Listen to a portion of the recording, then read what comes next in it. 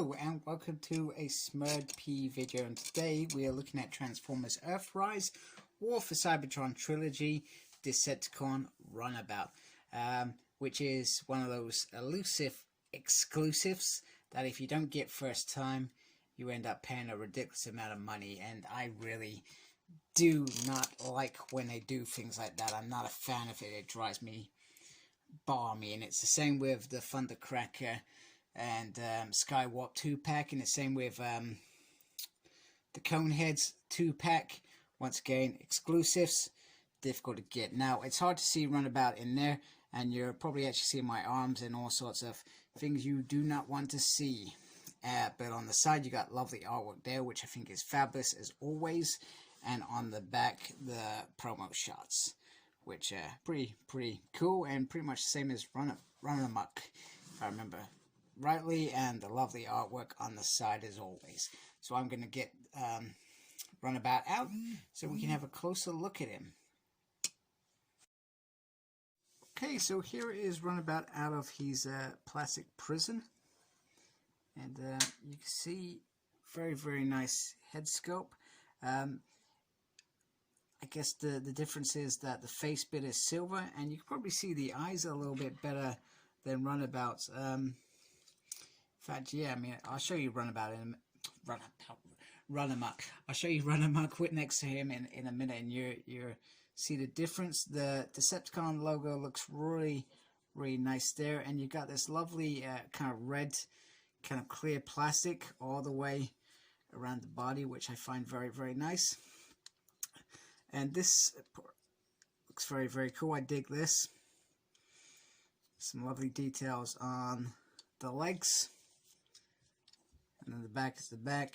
He's got his little backpack as well, which I've got the little plastic thing that I haven't taken off yet. So very cool. Once again, I find it quite ridiculous that this figure is quite expensive compared to his counterpart Run Amok. I also want to point out that the gun is completely different. Let me just bring that in a little bit closer. So it is a longer gun. I'm not sure if we've seen this mold somewhere else, but I gotta say that I do dig the fact that he can, sorry, messing around on camera is never good. This is terrible. I'm ruining this whole review. There we go. And you can get him in that kind of position. Sort of. It looks a bit silly. Looks completely silly. I'm not sure how you can get that into pose. Oh, wait a minute. Magic. Poof. Look at that. 2 guns. That is badass. Oh man, that's so cool. I love it when I find out things on camera. Because I'm literally finding this out at the same time as you, and that is cool. Sometimes it probably makes me look a bit unprofessional as a YouTuber. But I don't do this as a profession. I do this because it's fun. Very awesome. I am digging that. So I feel like it is time to bring in his brother. Look at that. Bam! These two look solid. You can see what I say. So he's only got 1 gun with Run Amok, which leaves him one gun. And I can't remember in G1 if he had 2 guns anyway. And like I said, I only remember that kind of 3-parter one with Starscream, and I'm pretty sure they were only really in it for 1 episode chasing Starscream's ghost for most of it, if I remember rightly. But you can see the difference in terms of the eyes. So these eyes are very solid, and these are, you can barely see them, but that's cool as well, I guess. Oh, go. So wow, look at that. That is absolutely stunning. I am digging this Transformer right now. Runabout is my new favorite.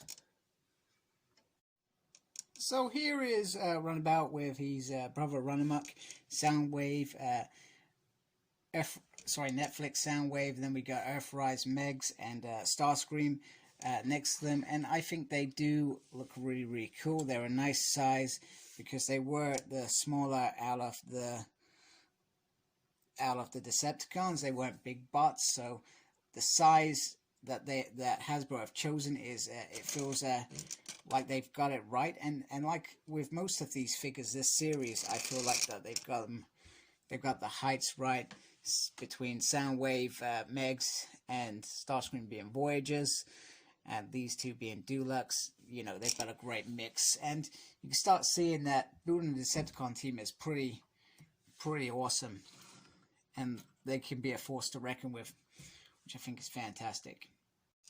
So here they are together in their alt modes, and same transformation, although it probably hides some of the clips a bit better, so you don't notice my mistransformation. I'm not sure what it is. I seem to have always not been able to get this quite flush on Runabout, like just a few things out of sync slightly, and it's probably just me being me. I'm sure there's a lot better transformer people that can transform the cars and stuff, but I feel like the car mode on this looks very nice. Once again, the red prospect really makes this figure stand out and get the nice red lines on there. It just looks all cybernetic in there as well. Nice exhaust pipes at the back, and you got the doors. You can see what I mean. I've just knocked that out. It's just this little section here. I just can't seem to clip this in and keep these doors all connected. I'm not sure what that is about. Any recommendations is always welcome, because I am only human. I am not perfect, but that is a beautiful alt mode, and sits really nicely as a duo going off to do whatever duos do. And I can't remember if these were considered brothers or whatever it is they call themselves in another world, but I think they look pretty nice together, and it's probably a good time to give us two decent representatives of these G1 figures. Hasbro have done a great job, although I'll keep griping about the exclusive bit because it bugs the hell out of me. So Runabout, if you're really committed to this series, is going to be one to get. Even if you're a G1 enthusiastics, this is certainly one to get. Still, these Hasbro exclusives, as somebody in the UK, it drive me mad, because at least in the US, there's an opportunity. If you got a decent shop near you, you can go get it or something like that. Not saying that works for everybody over there, but for here, it's tougher. You got to buy it from abroad sometimes, and sometimes you got to pay stupid amount of postage on it, because that's how it works and how businesses work. I find it frustrating. I'm pretty more frustrated about myself just not picking up when I saw one of the good retails this side, and having to commit to eBay and spend that extra little bit of cash on it. But I've got to say, I feel like he is worth it though, but only if you're interested in him as a character. So like, comment, and subscribe. Follow me on Facebook. My page is SmurP. Follow me on Twitter at SmurP. I have no idea what I'm doing. Follow me on Instagram, Smurd. Like if you like my stuff, and subscribe. I'd really appreciate that. I'm trying to hit 1,000. It'd be good to do that this side of the new year. And thank you for watching, and embrace the geekiness. Take care. Goodbye.